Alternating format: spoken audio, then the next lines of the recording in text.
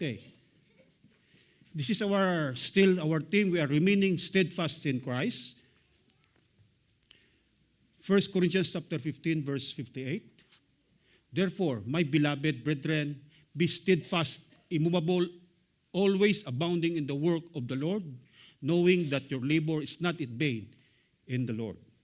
Kaya ibig sabihin, ang paglilingkod sa Panginoon, sa Diyos, ay walang kalugian. Why? We are designed to serve Him. Yan ang disenyo natin. Kaya katulad ng isang microphone, pag ginagamit natin ito siya as a microphone, talagang siya ay kagamit-gamit. Pero pag ginamit natin ito siya para gawing martilyo, hindi na siya kagamit-gamit. Kaya ganun din ang ating buhay. Pag pinagamit natin sa Diyos, ito ay walang kalugian. Puro kabig.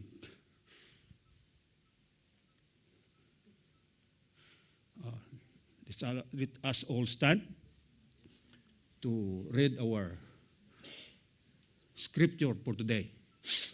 Romans chapter 7, verse 4. New King James Version. Therefore, my brethren, you also have become dead to the law through the body of Christ, that you may be married to another, to him who was raised from the dead, that we should bear fruit to God. Amen. Let us be seated, and thank you for the reading of His Word. Now, we continue the series of the book of Romans. Brother Jendel, natapos niya lang ang chapter 6 ng book of Romans. But the chapter 7 is the continuation of the chapter 6. Kaya hindi pa rin tayo lalayo doon sa preaching ni Brother Jendel. Ipagpapatuloy ko lang. But because today is the first day of my preaching, I will give you an introduction of the context of the chapter 7 of the book of Romans. This is the context of the chapter 7 of the book of Romans.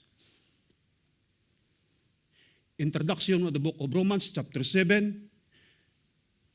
The big idea of this: dying is living.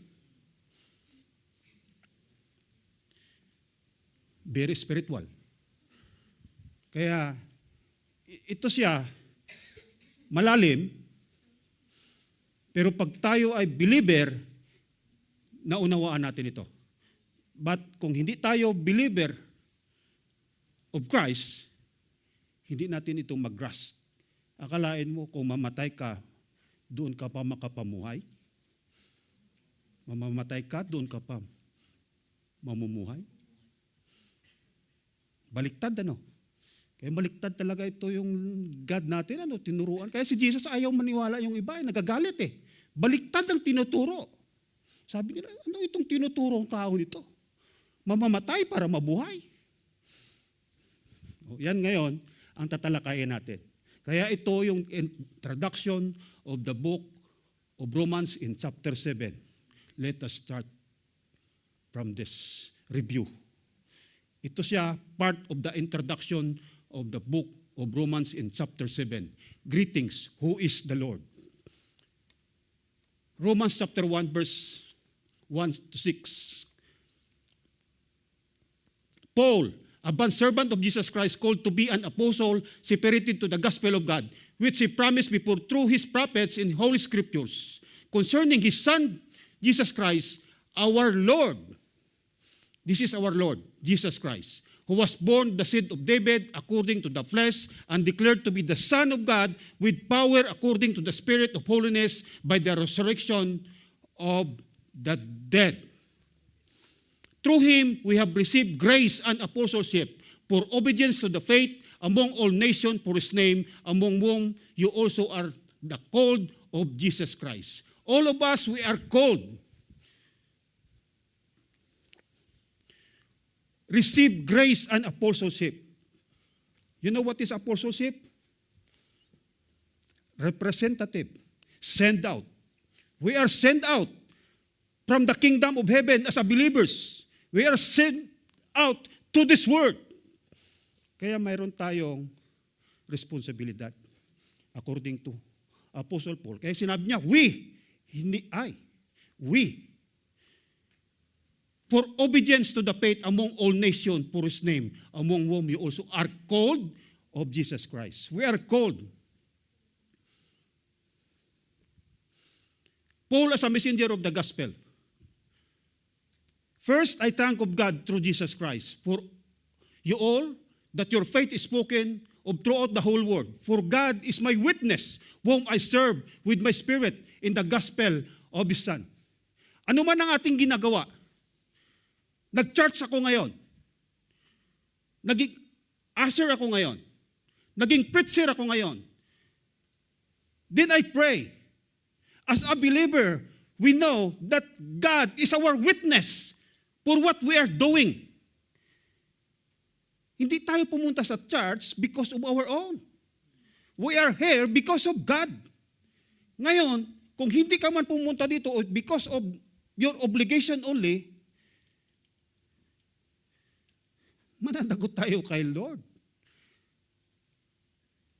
Sinasabi natin sa ating sarili, we are believers. But pumunta ka lang dito because of the obligation. This is obligation. Or commitment, or responsibility. Mamili tayo doon sa tatlo. Kaya, kung masarap matulog, yung preacher ang pinakamasarap matulog ngayon dapat. Kasi ang preacher nagpupuyat. Kaya lang dahil sa kaba, hindi makatulog. Kaya tumatayo ako ngayon dahil hindi ako makatulog dahil kahit paano kinakabahan din. For I long to see that you may impart to you some spiritual gift so that you may be established. That is, that I may be encouraged together with you by the mutual faith, both of you and me. Yan ang mutual ng isang Kristiyano. Kaya yung pinaka-effective na impartation of gifts, doon sa Bible study. Kasi doon pwede magsalita, makapag-impart. Kaya why, minsan dito, kahit ako minsan kinakabahan at inantok, pero na-excited ako, why? To impart my gift. Yan ang privilege. Na i-impart mo yung ang gift mo. Kaya, tingnan mo, Sister Lisel, nag-share na karaan, first time ko nakinig ako sa kanya. Sino hindi ma-bless? First time mo pakinggan na nag-share si Sister Lisel. Samantala noon, hinihila niya pa yan si Juan na ayaw pa muna eh. Sister Lisel, di ba? Oh. Ngayon, pangiting-ngiti na lang si Brother Chris. Si Brother, tawarin si Brother Michael. Yun. Minsan yung asawa natin, yun pang kumukontra sa ating pagiging Kristiyano. Pero ngayon, excited na mag-share. Because of the gift. Kaya privilege yan eh. Yan ang kung bakit tayo nandito. Because of that. Para magpalakasan. Hindi para maghilaan. Ano natin yung tinatawag na fellowship. The power of the gospel. Kaya magtataka kayo, magre-review ako hanggang chapter 6. Kaya baka 2 linggo tayo dito. Hindi tayo uwi. Romans chapter 1, verse 16 to 17. The power of the gospel.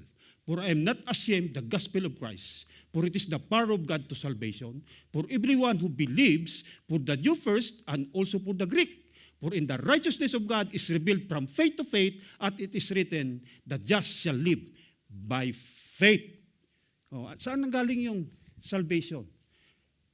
Sa gospel of Christ. Did you experience to share the gospel of Christ? O sino yung believer dito? Parang kunti lang palang believer ito nakikinig ka. Kaya pag believer ka, you're also a witness of Christ. Kaya pag ma-share mo si Christ, maniniwala ka o hindi, mayroong power.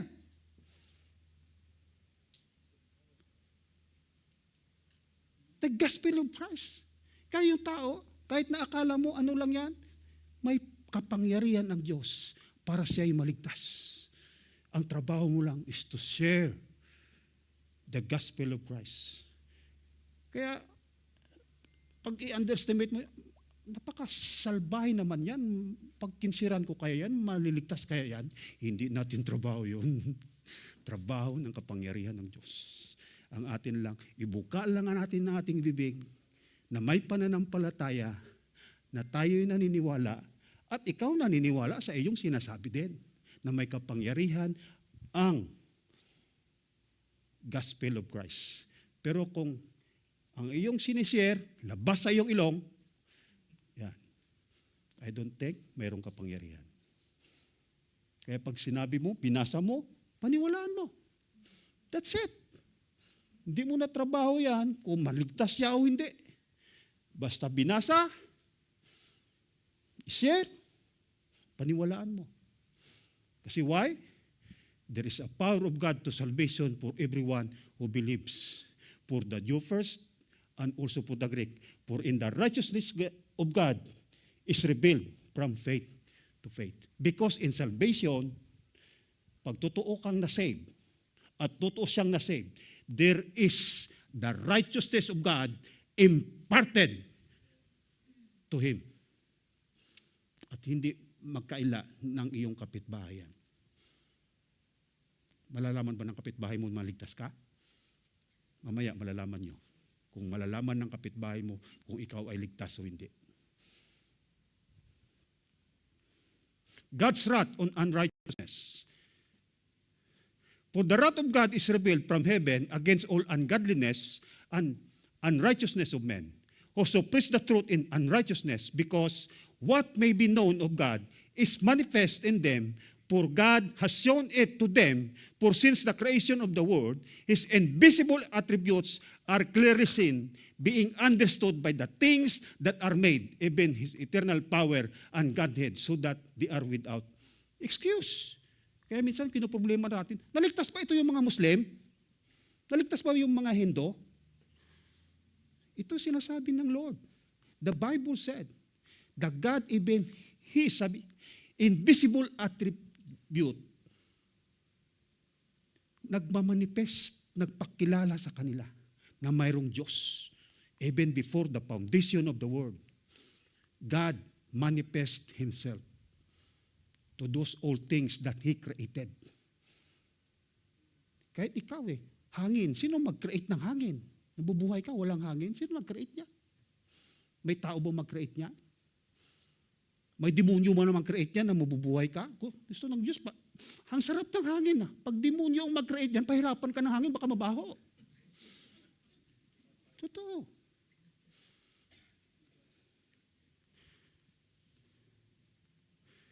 Because although they know God, they did not glorify him as God, nor with thankful, but became futile in their thoughts, and their foolish hearts were darkened.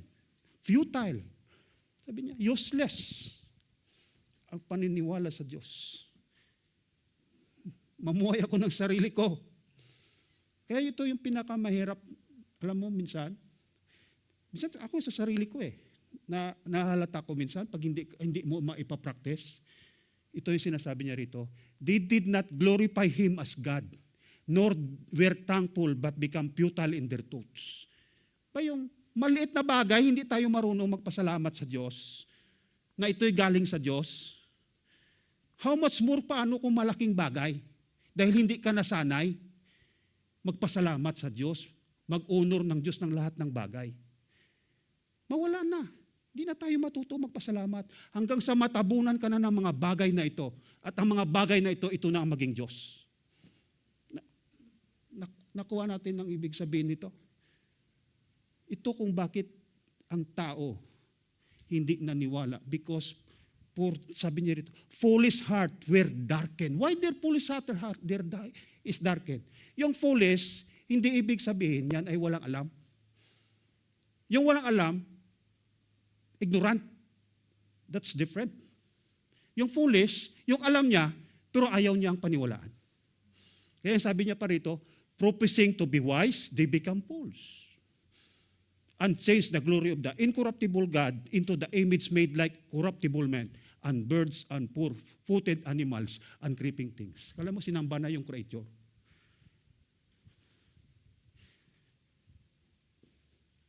Bakit mo sasambay ng creator? Totoo, maganda naman talaga kung ikaw ay walang Diyos. Maganda sambay ng creature kasi wala kang conviction. Wala may mag-remind sa'yo. Wala may magsasabi sa'yo na mali yan, hindi ganyan. Yung pag gusto ka lang, anong gusto ko? Magsamba ako kung sinong gusto sambahin ko. Yan ang klaseng tao anong mayroon tayo. Kaya minsan, pag hindi natin ipapractice yung tama, minsan nahuhulog din tayo dyan. Wala nang ang santo dito. Hindi naman ako nagsasamba sa santo, but still, we are idolized something. Things of this world. Career. Pwede niyang maging idols. 24 to 25. Therefore, God also gave them up to uncleanliness in the lust of their heart, to dishonor their bodies among themselves. Kita mo yung Diyos, nag-give up na lang. Hindi ibig sabihin na pinabayaan sila ng Diyos.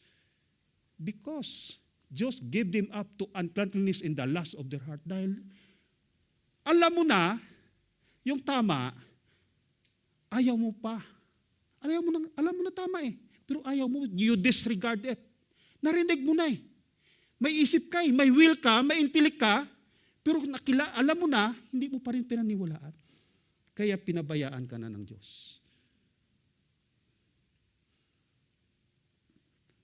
Who exchange the truth of God for the lie and worship and serve the creature rather than the Creator, who is blessed forever. Amen. No one is excused in God's righteous judgment. Chapter 2 na tayo. Pero kuwan pa lang ako 15 minutes. Therefore, you are inexcusable, O man. Whoever you who judge, for in whatever you judge another, you condemn yourself. For you who judge practice the same thing. But we know that the judgment of God is according to truth against those who practice such things. Kaya hindi tayo pwede mag-judge. Ay, napakasalbahe niyan, papunta ng impyerno yan. Bakit alam mo ang salbahe? Why? Kasi salbahe ka rin. Kasi alam mo yung salbahe. Di ba? Hindi ka makapag-relate nang sabihin mong isang tao salbahe kasi naging salbahe ka rin. Ganun yun. Chismusa yan, kasi alam mo, chismusa ka rin. Kasi alam mo yan eh. Kasi kung wala kang alam, si Jesus walang alam dyan eh. Ito lang walang alam dyan si Jesus. Kaya ganyan tayong mga tao. Kita natin kagad, ganyan. Lagi nating inaano sarili natin na, kuhan ako dyan. Lalo pa ako siguro, baka sabi, preacher ako, kayo, wala kayo talaga sa akin. Di ba? Paano ko? Nagko-compare ka, pero hindi mo alam, hindi naman ikaw ang judge. Ang Diyos ang nakakaalam kung sino ka. No one is excused in God's righteous judgment. And do you think this, O man? You who judge those practicing such things and doing the same, that you will escape the judgment of God? Or do you despise the riches of His goodness, forbearance, and long-suffering, not knowing that the goodness of God leads you to repentance? Kaya minsan gina-underestimate natin, binabalik ko natin, we despise the riches, the goodness of God. Parang ayaw natin ng Diyos ay mabuti. Mabuti ang Diyos. Forbearance. May tolerance. And long-suffering, that knowing that the goodness of God leads you to repentance. Pag alam mo na mali ng iyong iniisip, sinasabihan ka na mali ng iyong iniisip, repent na kaagad. Ay, mali ito. Huwag mo na i-entertain. Pag may kausap ka na, huwag mo na dagdagan. Gatungan mo pa eh. So dapat, paano? Pag ginatungan mo yan, wala nang repentance na mangyayari. Yung sarili natin, gatungan pa natin. Oo nga lang naman, tama lang ito. Kasi may ginawa sa akin yan, kaya tama lang yan na magalit ako sa kanya at magsalita ako sa kanya. Oh. Pero, sino ka? Gusto ng Diyos, repent. Baguhin mo na kaagad ang isip mo kasi bakit? Ikaw ang masisira. Alam ng Diyos, ikaw ang masisira. Pag hindi mo binago ang isip mo, ikaw ang masisira. Tayo ang masisira. The Jews guilty as the Gentiles. Oh. Ano sinasabi? The Jews guilty as the Gentiles. Pag sinabi Diyos, sabi nila, kami lang matuwid kasi kami sumusunod sa kautusan. Pag sabing Gentiles, marumi. Kaya pag sinabi mo ngayon, malinis ka, still you are guilty. Pag sinabi mo ngayon marumi ka, still you are guilty. Ngayon, pag sinabi mo ngayon na kailangan ko ang Diyos kasi ako'y marumi, kailangan ko si Lord. Tama. Ngayon, pag sinabi mo, ay, mabait na ako, hindi ko kailangan si Lord, mas kailangan mo si Lord dahil mabait ka. Kuha natin? Kasi mabuti pa nga yung masama eh. Alam niyang masama siya. Pero pag mabait ka, na hindi mo kailangan si Lord, delikado ka. Ha?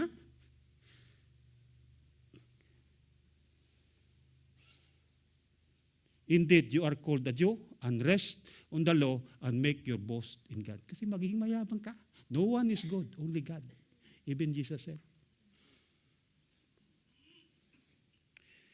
We are all alike under sin. Romans 3:9-20. What then? Are we better than they? Not at all. For we have previously charged both Jews and Greeks that they are all under sin. As it is written, there is none righteous, no, not one. There is none who understand. There is none who seeks after God. They have all torn aside. They have together become unprofitable. There is none who does good. No, not one. Their truth is an open tomb. Kita mo yung truth. Oh. Alam natin yung truth natin parang bukas na libingan. Pag sinabing bukas na libingan, baka may amuyan. Kaya mag-toothbrush ka. O yan ba yan ibig sabihin? With their tongues, they have practiced deceit. Puro lahat pandaraya. The poison of us is under the lips. Alam mo yung us? Cobra. Poisonous. Nandoon sa lips. Pag alam natin yan, na ganyan na yung lips natin, alam mo na. Katulad ka ng isang cobra. Makamandag ang iyong mga salita. Whose mouth is full of cursing and bitterness. Their feet are swift to shed blood. Kita mo yung sabi? Their feet are swift to shed blood. Madali lang siya pumatay. Oh, alam natin yung pagpatay, hindi lang yan na pumatay ka. Literally, yung pagpatay mo ng kapwa mo according sa iyong sinasabi. Pagpatay din ng kanyang reputasyon at dignidad. Pagpatay din yon. Ngayon, dahil pinatay mo ang kanyang dignidad, parang pinatay mo na rin ang Diyos sa buhay niya. Destruction and misery are in their ways. Kita mo. Kaya ang taong ganyan, alam mo na, kung tayong ganyan, wala na tayong kasiyahan. Wala na tayong kagalakan. Puro na kapighatian. Puro na malungkot ang ating buhay. Kaya, kahit anong pangpilit nating sabihin, mabait ako, magandang ginagawa ko. But still, sinong kailangan natin? And the way of peace, they have not known. Hindi na nila alam kung ano na ba, kung saan ko na hagilapin ang kapayapaan. Romans, ito yung context ng binasa ko. There is no fear of God before their eyes. Now we know, whatever the law says, it says to those who are under the law, that every mouth may be stopped and all the world may become guilty before God. Kaya sinasabi mo, sinusunod ko naman ang sinasabi. Sumusunod ako sa batas, sa law of God. but still, we are guilty. Ang Biblia, pag binasa mo ito, pag binasa mo lang, makikita mo yung sarili mo. Parang salamin to eh. Pag tiningnan mo yung salamin mo, ang buka mo sa salamin, kaya ba ng salamin baguhin ang mukha mo? Ha? Siguro makita mo yung pigsa doon ng pimples mo, pwede mo lang tirisin. Pero hindi mababago ang mukha mo kung tiningnan mo ito. Mamaya, malaman natin kung paano mabago ang mukha natin.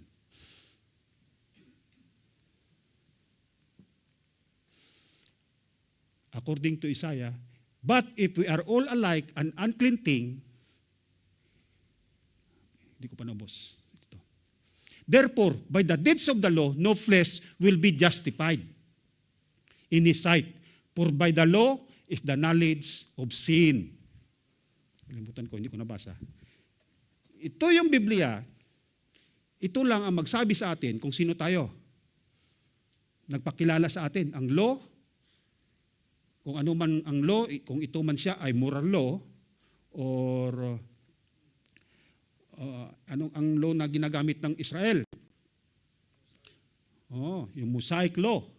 Ito, nagbibigay lang sa atin ng knowledge ng ating sin. Makikita natin ang ating sarili sa law na ito. Sabi ng Isaiah, we are all like an unclean thing, and all our righteousness are like the filthy rags. We are all fade as a leaf, and our iniquities like the wind have taken us away. Ang kasamaan natin, yun ang nagdadala sa atin doon sa kasamaan din. Iniquities. Ano to iniquities? Ito yung iniquities, ito yung sin that we cannot see. Envy, jealousy, lie, hate. Yan ang iniquities. Yan ang magdadala sa iyo yung doon. Kaya bakit ka pumatay? Because you hate. Yun.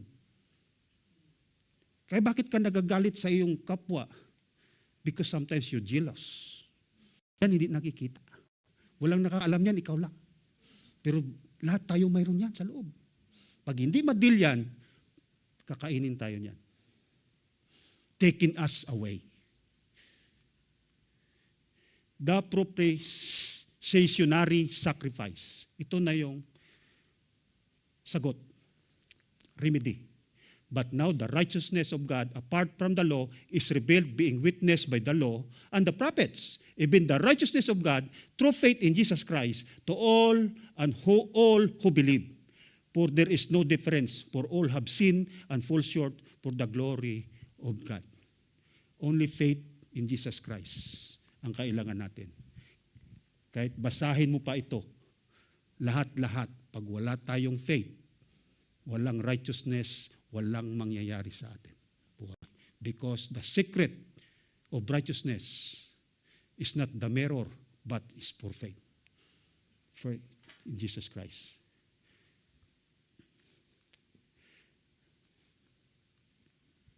Being justified freely by His grace, through the redemption that is in Christ, whom God set forth as a propitiation by His blood, through faith, to demonstrate His righteousness, because in His forbearance God had passed over the sins that were previously committed. Yung propitiation, ito yung palibag loob. Sinong gumawa ng palibag loob? Jesus Christ. Kalahin mo, yung Diyos gumawa ng isang hakbang to become flesh and shedded His blood on the cross to be an atonement or propitiation. Palibag loob sa Diyos. Ang Diyos ay gawa para lumibag ang loob ng Diyos. Kita mo yung ginawa ng Diyos kung walang hakbang na gagawin. Ano, saan tayo pupunta? Lahat tayo pupunta ng impyerno. Ngayon, siya lang ang pag-asa natin, si Jesus Christ, yung ginawa niya. Yan ay lagi naman natin napapakinggan. Pero pag hindi natin pinaniniwalaan, walang mangyayaring sa buhay natin. Justifying by faith. What then shall we say that Abraham, our forefather, according to the flesh, discovered in this matter? If in fact Abraham was justified by works, he had something to boast about, but not before God. What does Scripture say? Abraham believed God, and it was credited to him as righteousness. Verse 4, now to the one who works, wages are not credited as a gift, but as an obligation. Kaya kung pagsisikapan natin yung ating kaligtasan, o magiging matuwid, that is an obligation. By works. Pero but by faith, is a gift. O mamili ka. Pagsikapan mo maging mabuti, umananampalataya ka lang. Kasi pag pinagsikapan ko na maging mabuti sa asawa ko, example, kilala niya naman ako eh. Wala naman akong faith sa kanya eh, ginabula ko lang siya. Ngayon, ginawan ko siya ng mabuti, gawan niya rin ako ng mabuti. Ganun lang yun, mabuti. Anong tawag niyan? Di ba? Naobliga lang siya. Pero ang Diyos, walang obligasyon. Gift ang binigay sa atin. Wala tayong obligasyon para gumawa ng mabuti para sa Diyos. Kasi wala tayo talagang kakayanan gumawa ng mabuti. Kaya kung mayroon man tayong mabuti, that is imputed of God in us. Kaya yun ang tinatawag na righteousness. Ngayon, ang righteousness na yan, galing sa Diyos. Kaya kung bakit tayo sumunod, kaya ang unang hakbang na alam mo na mayroon kang righteousness, hindi ka nagre-rebelde. Pagdating sa pagsunod, huok, number 1 ka agad, ito yung iyong ginagawa. Oh, yes. Okay. Hindi ka na marami pang, ano ba yan? Wala kang reklamo. Maliban na siguro kung papatayin ka, o pag sabi, patayan na ito. Ano ba yan? Bakit may patayan yan? Na scripture ba yan? Yan siguro mayroong ano. Pero pagdating sa pagsunod sa Diyos, kung sa Diyos lang naman, wala na dapat tayong question. Kaya sa Bible study kagabi, sabi ko kung preacher bukas, magsimba kayo. Oh. Ngayon, pag sabi pinipilit sila, sa kanila yon. Diba? Kasi, hindi naman ako magtuturo na sa kanila dito eh. Yung tinuro ko eh. Iba naman minsan ang speaker namin sa aming Bible study. Kaya kagabi, umiyak ako, sa totoo lang. Yung anak kong lalaki nagturo, na-surprise din ako na kagabi magtuturo na. Yung mga bagay na yan, masasurprise ka na. Mamatay na ako mamaya, may kapalit na. Ganyan ang dapat. Mamatay na ako mamaya, may kapalit na. Dapat yan ang ating laging mga passion ba? Ating goal na mayroon ng next generation na papalit. Kasi baka up to 1,000 years pa bago bumalik si Christ. Walang pumalit sa Tronyo family. Nalusaw. Ano na lang itong pinaghirapan ng magulang? Di ba napakahalaga? Galatians 5:4. Christ is useless to you if you are counting on clearing your debt to God by keeping those laws. You are lost from God's grace. Napakaliwanag. Pagsisikapan mo na maging mabuti sa pagsunod ng kautusan, mapahiwalay ka sa grasya ng Diyos. Kasi lahat ay grasya ng Diyos pagdating sa pagsunod.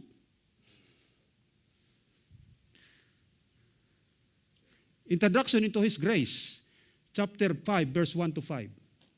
Therefore, having been justified by faith, dito pala magsisimula ang introduction of grace.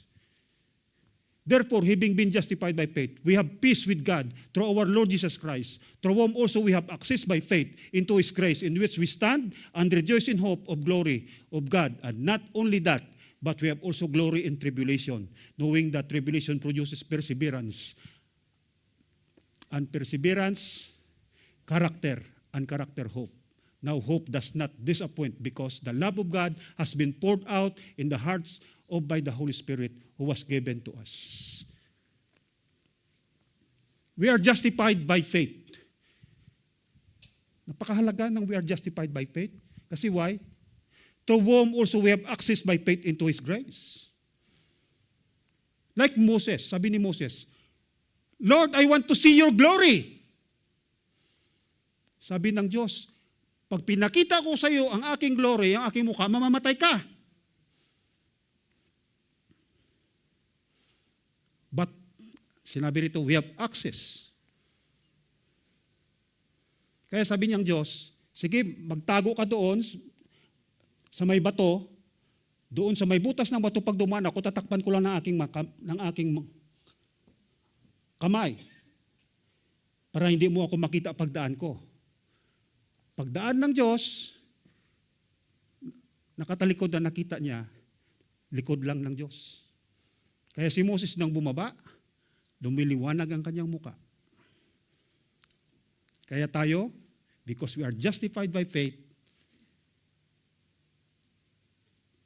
the Holy Spirit in us, we also have a glory of God. Iniwala tayo niyan? Lumiliwanag tayo. Pero si Moses, tingin lang. Pero tayo, mayroon. Yan ang tingin sa atin ngayon ng Diyos, if you are a believer. Nakikita ng Diyos ang kanyang glory sa atin. Pero tayo, paano natin makikita ang glory natin? Paano natin malalaman na may glory sa atin, ang Diyos? Anong ginamit ng Diyos? And not only that, justification by faith. But we also glory in tribulation. Oh. Sa tribulation, there is glory. In troubles, there is glory. Why? Makikita natin yung totoong faith, yung karakter ng Diyos sa atin. Na bangamat mayroong tribulation, still in the darkness night, trouble and pain, still I will praise, I will sing. Kaya kagabi yung aming testimony, puro lahat trouble tribulation. Dati yung testimony maririnig mo, may bahay ako, ganito, sakyan, salamat, thank you Lord. Pero kagabi, puro problema ang testimony. Oh. Failures, sakit. Oh. Sino magre-rejoice? But we need to rejoice in tribulation. Why we rejoice? Because in tribulation, wala ka ng ibang pwedeng asahan ang Diyos. Kaya we rejoice because His word is true. Ngayon, when it comes to tribulation, when it comes to trouble, when it comes to failure, malungkot ka pa rin, hindi ka naniniwala sa kanyang mga salita. Naririnig mo, binabasa mo, labas sa ilong mo lang. Kaya there is glory in tribulation. Wala sa blessing. Di ba napakasarap? Bumagsak ang buhay mo, pero hindi ka takot. Why? You know there is God. Sa amin, ang problema namin ngayon sa sakit, ang dami. Sa aming salt group, yun ang testimony. Oh, pero we rejoice in tribulation. Why? Because ang nakikita mo lang doon, ang Diyos.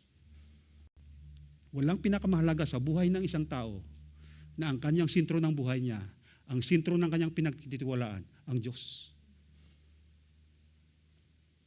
Ano man ang mangyari, mayroong Diyos. Kaya sabi rito, and perseverance, character, and character hope. Oh, because nakita mo na sa iyong sarili na you have faith, truly, genuine, trust only one God, Jesus Christ. Now hope does not disappoint because the love of God has been poured out in the hearts of the Holy Spirit was given to us. Kaya sigurado mo na ang glorification ng body mo someday when Jesus return in this earth. Introduction into His grace. But God demonstrated His own love toward us in that while we were still sinners, Christ died for us. Much more than, having now been justified by His blood, we shall be saved from the wrath through Him. Nang si Jesus namatay, we are already justified. Even we are sinners. But God action, shed His blood para i-justify na tayo ay pwede nang makalapit sa Kanya. For when if we were enemies, we were reconciled to God through the death of His Son. We are reconciled to the death of His Son. Much more, ano pa? Sabi niya, having been reconciled, we shall save by His life. Nang si Jesus namatay, sigurado na ang ating posisyon. We go to heaven. Nang siya'y nabuhay, mas maganda pa ang nangyari. Why? Because He lived with us. Sasamahan niya na tayo para lumakad sa mundong ito. Yan ang pinakamagandang ginawa ng Diyos. Siya'y namatay, hindi lang namatay, kundi nabuhay para maninirahan sa ating buhay.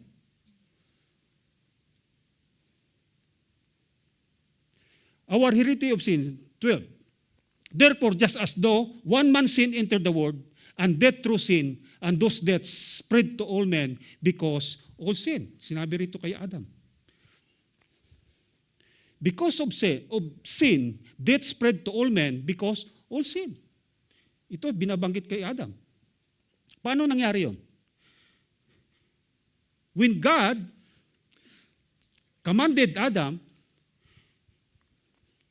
you can eat all the fruit of all tree, but this tree,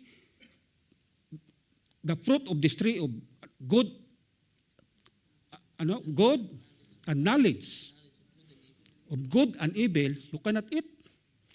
If you eat, you will be surely die. Oh.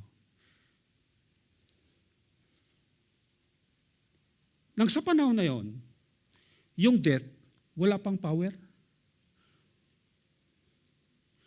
But the death is already existed. Naniwala kayo? Binanggit eh. Kasi hindi babanggitin ng Diyos yung death kung hindi pa nag-exist. But no power and influence. Ngayon, nagkasala si Adan, si Eva, dinakma sila ngayon ng death. Ang death, nabuhay. Ano? Kasi nagkaroon ng power eh. Kaya doon sa may 1 Corinthians chapter 15 verse 55, death, where is your sting? Ibig sabihin, mayroong power. Hades, where is your victory? Oh, because of sin, the death, alive. Di ba napakaganda ng logic na yan? Ano? Yan logic, pero pag i-examine mo, totoo. The death become alive. Kaya paano patayin ang death? Oh. New life in Christ.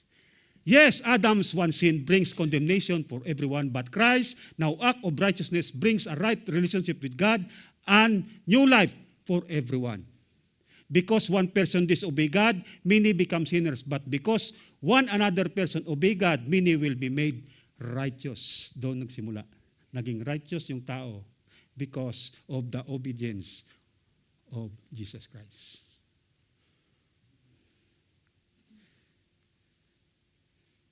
The beauty of the law and grace. May beauty ba ang law? And grace? Siyempre, may beauty. Ginawa ng Diyos yan eh.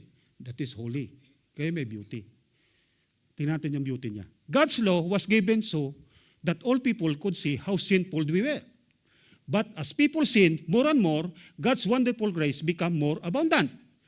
Ito yung beauty ng God's law. God's law was given so that all people could see how sinful they were. Yan ang beauty ng law. Na ipakilala sa atin kung ano tayo makasalanan. Yan ang beauty ng law.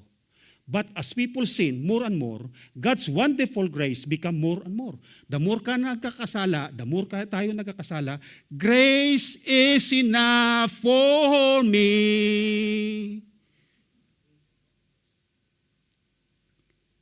Kaya, ay, hindi na ako napapatawad ng Diyos. Sobrang lang dami ng kasalanan ko. Grace is enough. Kaya ka patawarin ng Diyos. Huwag mo lang gamiting license ang grace para patuloy sa pagkakasala. Tatalakayan natin mamaya. So just as sin rolled over the people and brought them to death, now God's wonderful grace rolls instead, giving us right standing with God and resulting in eternal life through Jesus Christ our Lord. A license for sin. Romans 6:1-4. Binigyan ba tayo ng license because of grace? Binigyan tayo ng license to go on sinning? What shall we say then?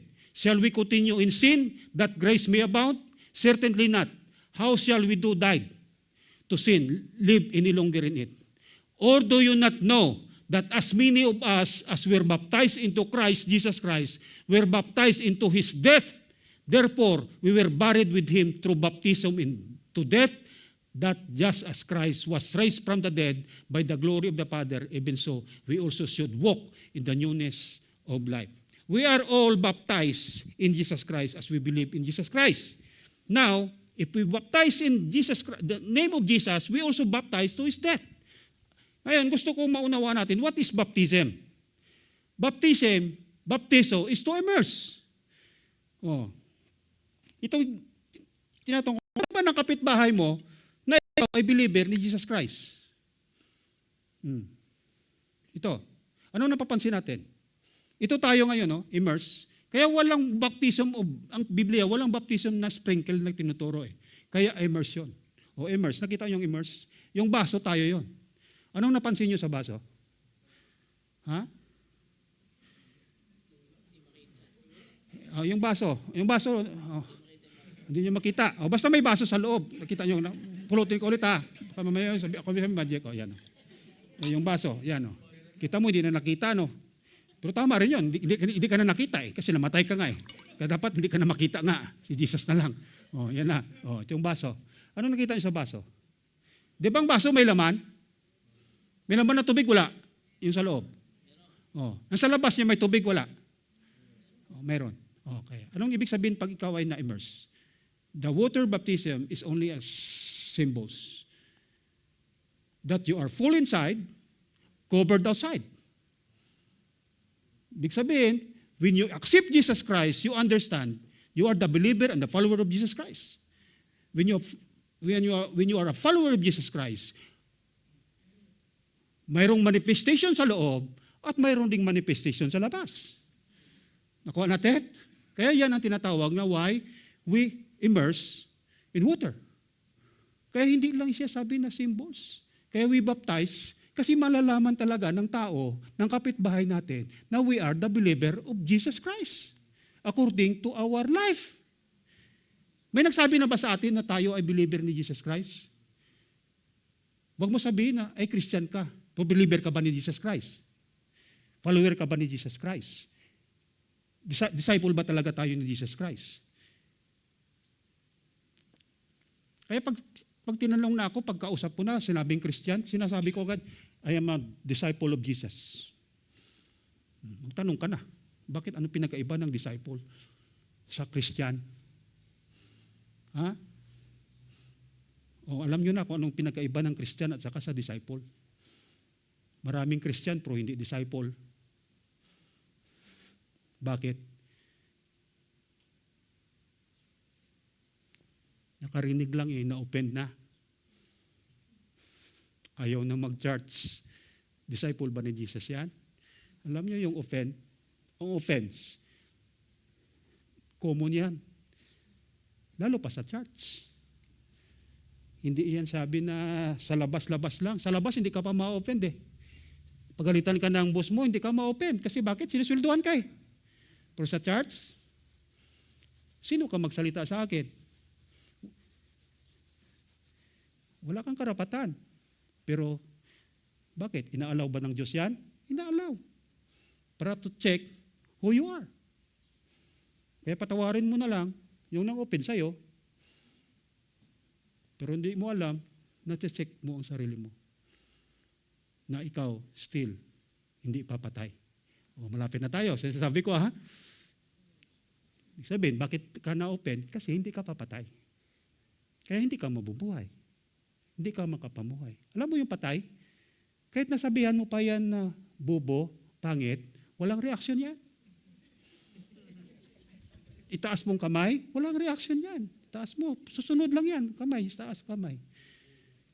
Yan ang patay.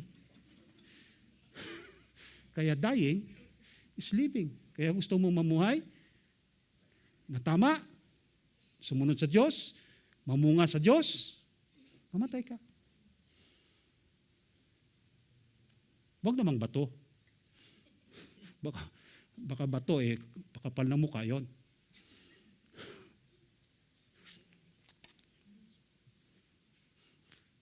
Kaaga pa natin.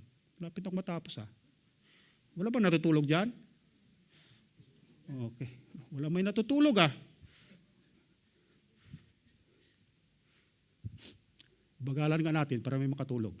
Romans 6:5-6. If we have been notified, united together in the likeness of his death, certainly we also shall be in the likeness of his resurrection. Knowing this, that our old man was crucified with him, that the body of sin might be done away, with that we should no longer be slaves of sin. Kailangan mamatay. The body of sin might be done away. Kaya, knowing this, that our old man was crucified with him. Ibig sabihin, naka-crucified na with Jesus Christ. Ngayon, kung namatay si Jesus, namatay ka rin. O bakit namatay si Jesus? Diyos siya, bakit namatay? Kasi nagkaroon rin siya ng kasalanan Saan siya nagkaroon ng kasalanan? Dahil kinuha niya ang kasalanan natin. Napunta sa kanya. Kaya siya ay namatay. Ngayon, dahil namatay na siya, wala ka na ngayong kasalanan. Dahil nandun na sa kanya yung kasalanan. Kaya ang tawag na sa kayo, ngayon, ang righteousness of God, nasa atin na. Kaya ang tawag sa iyo ngayon, you have new life, regeneration, new creation. Yan ang hindi na-experience nila ni Abraham. Tayo na-experience natin yon. Sila hindi nila na-experience. Why? Because the regeneration, new life, new creation only started when Jesus raised from the dead. Kaya ito yung body, hindi na sa slave. Kaya walang license, hindi ka na pwedeng sabihin na sumunod ka pa sa kasalanan. Hindi na pwedeng sabihin mo pa na patuloy ka sa pagkakasala. Wala na. Hindi ka na nagkakasala. Ay, hindi nakasala pa ako. Hindi na.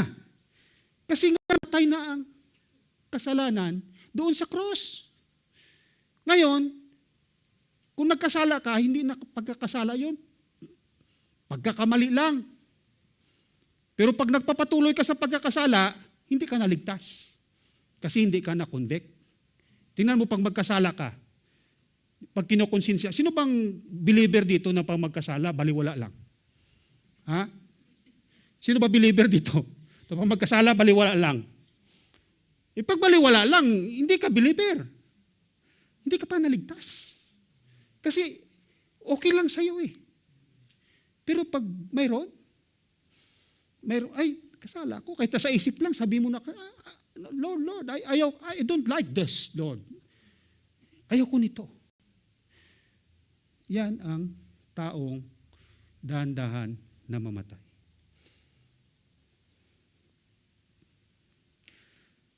Conclusion. Kita mo, conclusion na tayo. Balik tayo ngayon sa Romans 7:4. Yun ang ating conclusion. Yung binasa natin kanina. Therefore, my brethren, you also have become dead to the law through the body of Christ, that you may be married to another, to him who was raised from the dead, that we should bear fruit to God.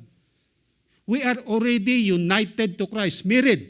We are already united. Isa na lang tayo kay Christ. Ngayon, dahil isa na lang tayo kay Christ, we are not already under the law because we are already under the Master. We are already one with the Master. Ngayon, yung law, wala nang kapangyarihan. The law, still there, But we are not already under the law because the master already within us. Siya na yung master mo.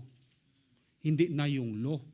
Ang iyong pagsunod according for what He has done to you, according to His righteousness that He imputed to us.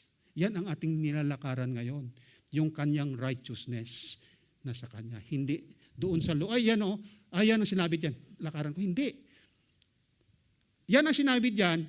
Ito kusang na lang sumusunod doon sa sinasabi. Kasi siya ang gumawa ng law. Yan ang grace na tinutulungan tayo. Kaya minsan, napakahirap gawin yan. Pero because of the grace of God, magagawa natin ang pagsunod sa Diyos. Kaya we should bear fruit to God. Application.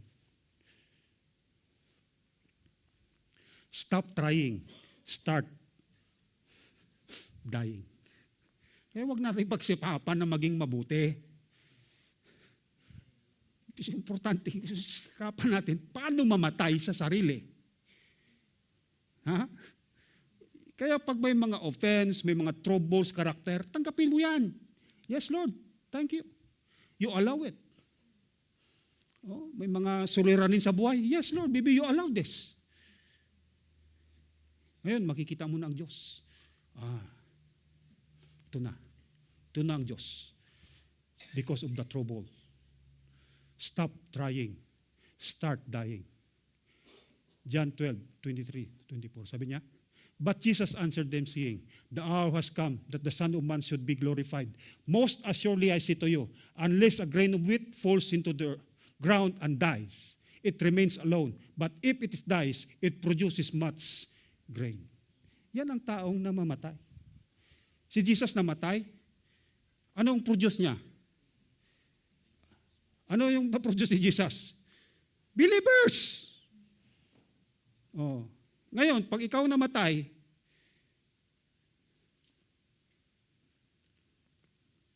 anong may poproduce mo? Character of Christ. Ngayon, pag nakita ng character of Christ sa atin, makikita ngayon ng mundo. There is Christ existed in this world. Ha? Bagamat si Jesus umakyat ang kanyang laman, pero ang kanyang katawan, naiwan. The church, nag-i-exist. Kaya kung bakit ang dahilan, si Jesus hindi pa makabalik. Why? Kasi hindi pa nila nakikita ng kapitbahay muna nag-i-exist si Jesus eh. Hindi nakikita ng ating kasama sa trabaho na nag-i-exist si Jesus eh. Kaya pabalik lang siya eh. Sabi dito, when the kingdom, this gospel of the kingdom preached to all nations, and the testimony, and the end will come. Oh, the testimony, ibig sabihin, testimony mo na si Jesus nag-exist. Yun, pag makita ng nation, in a group of people, doon sa katrabaho mo, may nagsabi na ba sa'yo na pinananahan ka na ng Diyos? Na sa'yo ang Diyos? Yan. Tanda na yan na si Jesus na sa atin. Huwag mo pansinin ang nagsabi naman sa'yo na salbahe ka. Pero kung may nagsabi sa'yo na isa lang, kahit may nagsabi pa sa'yo salbahe, paniniwalaan mo may nagsabi sa'yo na pinananahan ka ng Diyos. Kasi hindi iyan siya makapag-define kung sino ka. Ikaw lang ang makapag-define kung sino ka. According to the scripture. Point number 2, application. Stop trying, start dying. Ganun pa rin. Pareho lang. Sabi sa John 25:26, he who loves his life will lose it, and he who hates his life in this world will keep it for eternal life. If anyone serves me, let him follow me. And where I am, there my servant will be also. If anyone serves me, him my Father will honor. Kaya pag tayo maglingkod sa Diyos, huwag nating ihiwalay si Jesus sa buhay natin. Kaan man tayo magpunta, anumang ginagawa natin, huwag na hiwalay si Jesus sa buhay natin. Lagi-lagi natin kasama. Kasi Him, my Father, will honor. Ang ino-honor lang ng Father, ang gawa ni Jesus, hindi ang gawa natin. Tandaan natin yan. Yung gawa lang ni Jesus, yan lang ang ino-honor. Pero ating gawa, hindi yan ino-honor. Filthy rags lang yan. Kaya ito, ikiklaim ko, aking gawa to. Kahit na nagpagpuyat pa ako ng todo-todo, hindi ito akin. Kay Jesus ang lahat ito.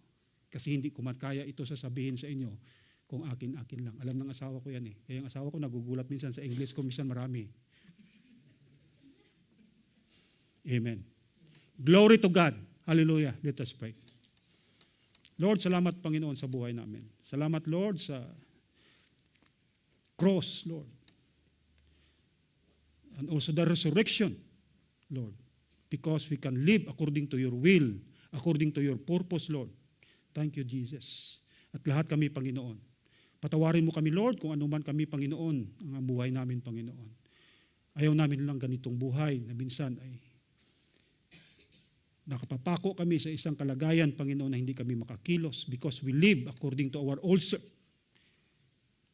At alam naman namin, Panginoon, because we have a new self, we are a new creation, we can live according to your will and purpose. Lord, we glorify your name, we acknowledge your word. In Jesus' mighty name, amen.